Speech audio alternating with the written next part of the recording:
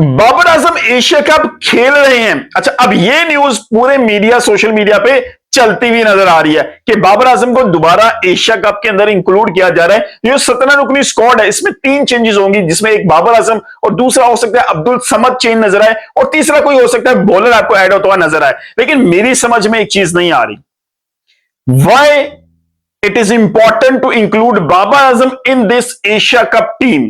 भाई क्यों इंपॉर्टेंट है? क्यों हम उसके करियर को मजीद खराब करने की कोशिश कर रहे हैं? क्या प्लानिंग है पीसीबी की? मतलब पीसीबी इस वक्त अंडर प्रेशर आ रहा है एक्स प्लेयर्स की स्टेटमेंट से, सोशल मीडिया के ऊपर जो कंपेन चल रही है उसके थ्रू। भाई मैं सपोर्टर हूं बाबर आजम का, लेकिन ये जो कंडीशन इस वक्त है ना, इस वक्त उसका ना खिलाया जाना ज्यादा बेहतर है। क्योंकि यार जो लड़का अभी ओडीज में वहां पे परफॉर्म नहीं कर सका वेस्ट इंडीज के खिलाफ, वेस्ट इंडीज जैसी छोटी टीम के खिलाफ नहीं कर सका, क्योंकि India versus Pakistan match high potential match होगा। अगर बाबर वहां परफॉर्म नहीं करता तो किस तरह का बैकलैश आएगा बाबर आजम के ऊपर? आपको याद है यूएसए वाला टी20 वर्ल्ड कप, वहां पे पाकिस्तान जो हारा था अगेंस्ट इंडिया, अगेंस्ट यूएसए, कैसा बैकलैश आया था। अब फिर चैंपियंस ट्रॉफी में जहां बाबर आजम परफॉर्म नहीं किया, फिर किस तरह का बैकलैश आया था। यार वो जिस फॉर्म में है, अपनी वो करियर की वर्स्ट फॉर्म के अंदर है, अगर वो इस मैच के अंदर, इस टूर्नामेंट के अंदर भी अगर इंडिया के खिलाफ 20 बॉलों में 10 रन करके आउट होता है, तो उसके ऊपर किस तरह का साइकोलॉजिकल प्रेशर आ जाएगा, वो कितना मजीद पीछे चला जाएगा, ये पूरी आवाम का कैसा बैकलैश उसके ऊपर आएगा, इंटरनेशनल क्रिकेट का कैसा बैकलैश बाबर आजम के ऊपर आएगा। मतलब वो 10 बॉल जो जाया भी होंगी, उससे पाकिस्तान टीम को भी कितना नुकसान पहुंच सकता है, उसको उस नुकसान की वजह से पाकिस्तान इस टूर्नामेंट से बाहर हो सकता है। तो सो ऑन कि जो लड़के फॉर्म में है उन्हीं को भेजा जाए। भाई इस वक्त बाबर आजम जिस फॉर्म में है वो डिजर्व नहीं करता कोई भी जगह इस टीम के अंदर। शोएब अख्तर ने कहा कि भाई 17 रुकनी स्क्वाड के अंदर चेंजेस होते हुए नजर आएंगी और हो सकता है बाबर आजम आपको वापस आते नजर आए। वजह साइकोलॉजिकल प्रेशर आ चुका है इस वक्त पीसीबी के ऊपर, पॉलिटिकल प्रेशर भी नजर आ रहा है और मीडिया के ऊपर। सिर्फ अच्छे और सिर्फ पॉपुलर फैसले कर लेने से ये टीम नहीं जीतेगी। आपको अक्लमंद फैसला किया गया था, ये जो भी 17 रुकनी स्क्वाड अनाउंस किया गया था, बाबर को ना खिलाना, यार ये बहुत इंपॉर्टेंट है उसके अपने करियर के लिए, ये पाकिस्तान के लिए भी इंपॉर्टेंट है।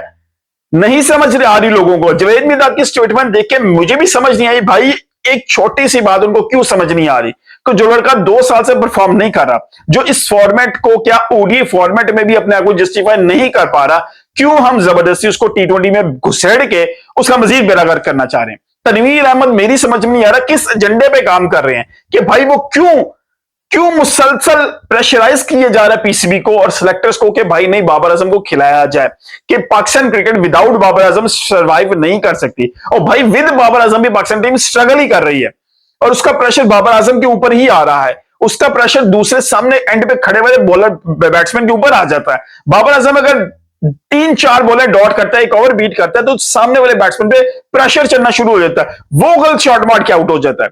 बाबर अपने आप को फिर आउट नहीं करता, वो और डॉट बॉल्स खेलता है, फिर जाके कहीं वो रिस्क लेने की कोशिश करता है, वहां पे आउट होता है और मैच का सत्यानाश हो जाता है। बाबर आजम जिस तरह फ्लो के साथ 2 साल पहले तक, 2 साल से पहले जितनी उसने क्रिकेट खेली है, फ्लॉलेसली जो इतनी तेजी से रन करता था, अगर वो वापस उसी फॉर्म में आता है तो भाई वो पाकिस्तान टीम के लिए ज्यादा इंपॉर्टेंट है। वो जैसा प्लेयर है पाकिस्तान क्रिकेट टीम में अभी सर्किट में पिछले 20 साल के अंदर भी मैं देखूं, मुझे ऐसा कोई, बल्कि 50 सालों के अंदर देखिए पूरी क्रिकेट पाकिस्तान की हिस्ट्री में, भाई उस तरह का फ्लॉलेस और इतना फ्लुएंटली जो खेलता है कोई मुझे बैट्समैन नजर नहीं आता। आप जवेद मिर्जाद की बात करें, जहीर अहमद की बात करें, आप जिसकी मर्जी बात कर लीजिए, इंजमाम की बात करें, यूनस की बात करें, यूसुफ की बात करें, लेकिन बाबर आजम समथिंग अदर। लेकिन भाई उसकी जो क्लास है, उसकी जो अभी जो स्कोर करने की एबिलिटी है वो स्टॉप हो चुकी है।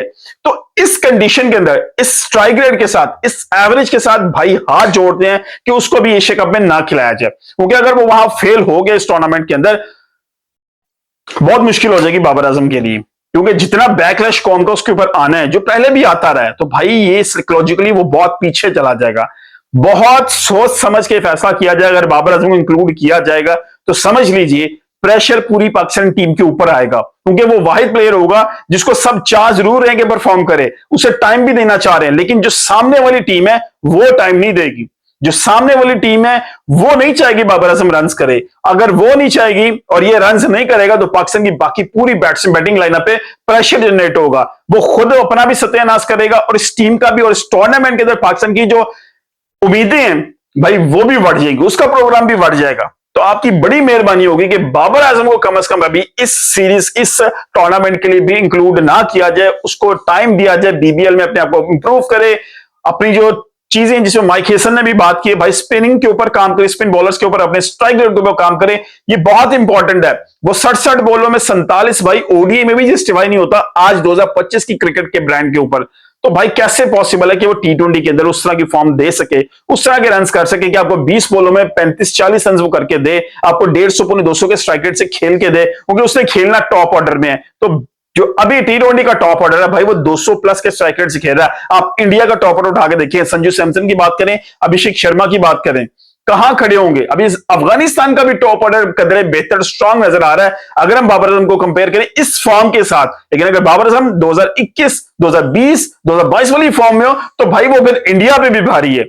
फिर अफगानिस्तान क्या दुनिया की हर टीम के ऊपर भारी है, जिससे उसने साउथ अफ्रीका में साउथ अफ्रीका को हराया, ऑस्ट्रेलिया के खिलाफ रन किए, इंग्लैंड के खिलाफ रन किए, न्यूजीलैंड के खिलाफ किए, इंडिया के खिलाफ रन किए। जब 2021 का टी20 वर्ल्ड कप पाकिस्तान को जितवाया, तो भाई वो फॉर्म अगर होती है, वो एवरेज होती है, वो स्ट्राइक रेट होता है, तो डेफिनेटली बाबर की जगह बनती है। लेकिन इस फॉर्म, इस स्ट्राइक रेट और इस कंडीशन के अंदर जस्टिफाई नहीं करता। तो आपकी क्या राय कमेंट में जरूर बताइएगा।